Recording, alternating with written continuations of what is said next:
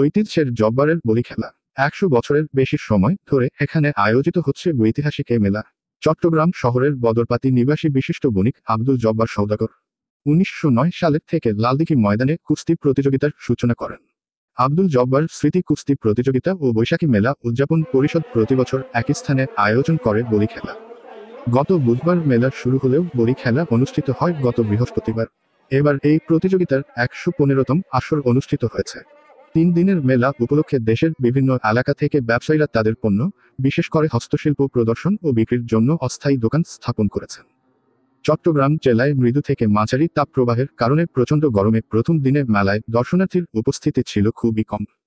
এবারের জব্বারের বলি খেলায় মোট ১০০ জন কুস্তিগীর অংশ নিয়েছেন। মেলায় রেলপথ মন্ত্রণালয় সম্পর্কিত সংসদীয় স্থায়ী কমিটির সভাপতি এবিএম ফজলে করিম চৌধুরী প্রধান অতিথি হিসেবে উপস্থিত ছিলেন। চট্টগ্রাম সিটি কর্পোরেশনের সাবেক মেয়র আজম নাসির উদ্দিন বিকেল 4:30টায় এই আসরের বলি খেলার উদ্বোধন করেন। দেশের বিভিন্ন অঞ্চল থেকে আসা ৮০ জন বলি প্রতিযোগিতায় অংশ নেন। চট্টগ্রামের লালদিঘি ময়দানে আব্দুল জব্বারের বলি খেলার ১১৫তম আসরে চ্যাম্পিয়ন হয়েছেন কুমিল্লার হোমনার বাঘা শরীফ। প্রতিযোগিতায় তৃতীয় স্থান অধিকার করেছেন খাগড়াছড়ির সৃজন চাকমা। চতুর্থ হয়েছেন চট্টগ্রামের সীতাকুণ্ড উপজেলার রাসেল বলি। প্রথম রাউন্ডের ৩৫ জন বিজয়ীর প্রত্যেককে ২,০০০ টাকা করে পুরস্কার দেওয়া হয়। চ্যাম্পিয়নকে ৩০,০০০ টাকা প্রাইজ মানি ও একটি ক্রেস্ট দেওয়া হয়। রানার আপকে ২০,০০০ টাকা প্রাইজ মানি ও একটি ক্রেস্ট দেওয়া হয়। মোট ৮০ জন প্রতিযোগী এই প্রতিযোগিতায় অংশগ্রহণ করেন। যুবকদের শারীরিকভাবে সুস্থ রেখে ব্রিটিশ বিরোধী আন্দোলনের জন্য প্রস্তুত করার লক্ষ্যে আব্দুল জব্বার বলি খেলার প্রচলন করেছিলেন। ঐতিহাসিক তাৎপর্য ছাড়াও মেলার ব্যবহারিক তাৎপর্যও আছে।